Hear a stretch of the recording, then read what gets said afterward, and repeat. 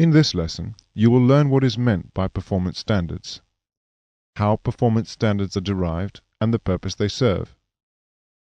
Performance standards are laid down by aviation authorities in two principal ways. The first is a level of regulation which ensures that the aircraft is airworthy, in other words, safe to fly. These are the certification specifications and are set out in the document from EASA called CS25. The second level of regulation is to ensure that the aeroplanes are safe enough to operate in the public transport role. That is, they are safe enough to carry fare-paying passengers. These are the operational regulations. Both of these performance standards together aim to achieve an appropriate level of safety. What is an appropriate level of safety? This is a difficult question to answer since some performance-related incidents involving passenger-carrying aeroplanes are actually very minor and do not dramatically affect the aeroplane or its passengers. Whereas other performance-related accidents are catastrophic, causing massive structural damage to the aeroplane and loss of life. It is therefore essential to enforce safety regulations of a stringency which will ensure that the possibility of a passenger-carrying aeroplane suffering a catastrophic performance-related incident is so small that it will hardly ever occur. To this end, the authorities have laid down guidelines appropriate to the consequences of various possible performance failures. Looking at the information on screen, we can see that if there was a performance failure which resulted in a hull break with multiple fatalities, this would be classified as catastrophic. The possibility of catastrophic performance failure must be so small that it should only occur once in more than 1 billion flight hours. Aeroplane manufacturers must abide by performance regulations laid down by the authority in order for the aircraft to be given its certificate of airworthiness. For example, large aeroplanes, principally Class A aeroplanes, must abide by the certification specifications laid out in EASA in the document CS25, and Class B must abide by the certification specifications in CS23. To achieve this, rigorous testing of the aircraft must take place by the manufacturers. It is a very lengthy and costly process, but one which is absolutely vital for safety. These pictures show various aircraft being tested under various conditions. The scope and depth of regulations are extremely detailed, but the certification specifications for Class B are not as stringent as for the Class A. In order to gain an airworthiness certificate, a brand new Boeing 737 would have undergone a far more rigorous set of tests than a Cessna 172, and yet both could potentially be used for public transport. Therefore, a disparity in the level of safety exists between the types and classes of aeroplanes, even though they may be used for the same purpose. This situation has been addressed by the aviation authorities laying down another set of performance regulations, applicable only to aeroplanes that will be operated for public transport and detailed in JAR Ops. These are the operational regulations.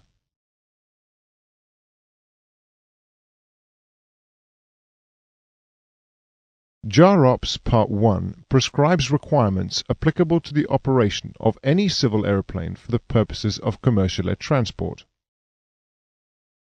Since Class B aeroplanes are not subject to very stringent certification specifications, they therefore have the very strictest operational regulations applied to them.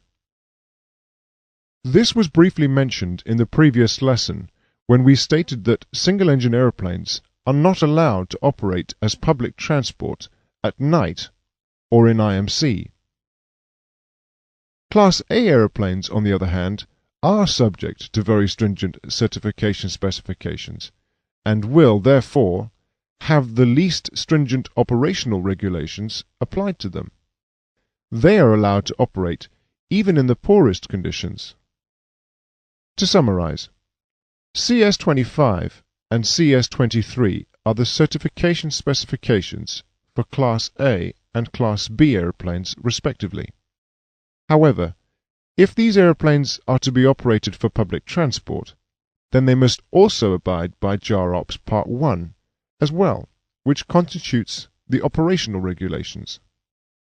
The certification and operational requirements together aim to ensure that there is only one chance in over 1 million that an aeroplane will not be able to meet the minimum performance standard required for a given mode of operation.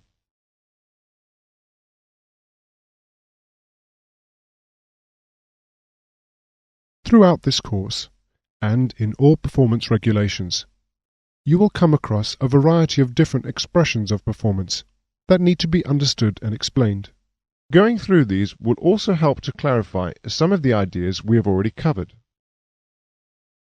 The first of these expressions is measured performance.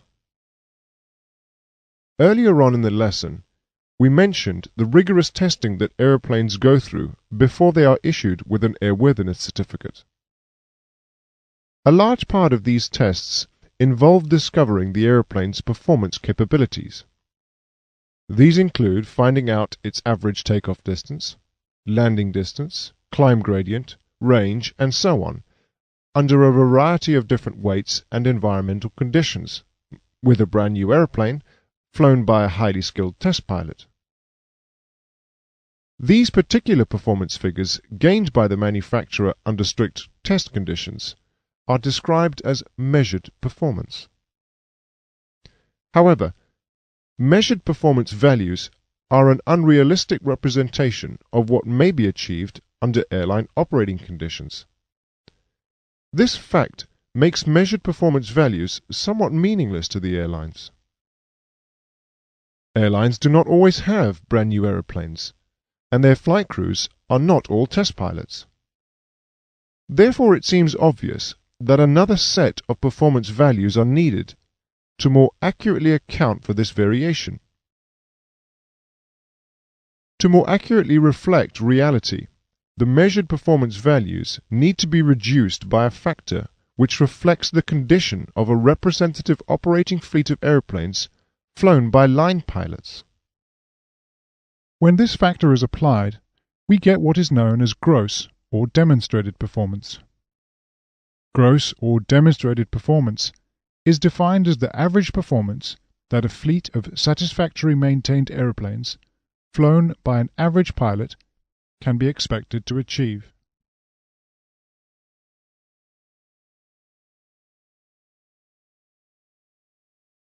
To help understand the difference between measured and gross performance, we will use an illustration involving an aeroplane landing. Shown on screen is a representation of a landing using the measured performance values, which, if you recall, is flown by a test pilot in a new aeroplane. However, we mentioned earlier that this was unrealistic.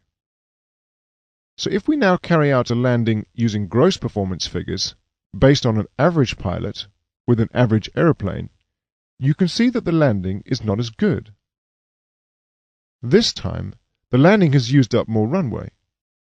The average pilot, in his average aeroplane, has not performed as well as the test pilot with his new aeroplane. This image, comparing measured and gross performance, gives you a much clearer idea of what the different performance values mean. You will probably appreciate that it would be far more prudent to use the gross performance data rather than the measured performance data, since gross performance is the performance that most pilots would achieve. However, even though gross performance values are more fully representative of operating conditions, there is still one more issue concerning gross performance which is a concern. We now appreciate that a talented, well-rested pilot with a new aeroplane will perform a better landing than that represented by the gross performance shown on screen. But from what we have learnt so far, we may also deduce that a less able pilot, who is perhaps tired and flying an old aeroplane, will perform even worse than the gross performance. this is a potentially hazardous situation, and as demonstrated in our example on screen, would result in the pilot almost running out of runway, endangering the aeroplane and its passengers. If the published landing data in the aeroplane flight manual was the gross performance, the pilot in this case would not have achieved it, and thus will have compromised safety. He was expecting to perform as in accordance with the manual. So even though gross performance is a more useful and realistic indicator than measured performance, we must ask ourselves, is even gross performance good enough to use in a typical airline environment? The answer, as you will probably have surmised, is that gross performance is not good enough. It just does not provide enough safety standards for public transport operations. What safety standards should the authorities enforce? Should the authorities take account of a bad landing every now and then and set a level of safety that allows for that, and include these values in the aeroplane flight manual? Is that good enough? Or should they take into account the worst landing in every 1,000? Or even every 100,000? Would that be good enough? Well, we mentioned earlier on in the lesson that the authorities aim to set a level of safety to take into account the worst case in every million. This level of safety is, in fact, the level taken as the safety standard for normal airline operations. The performance standard which represents this level of safety is called net performance.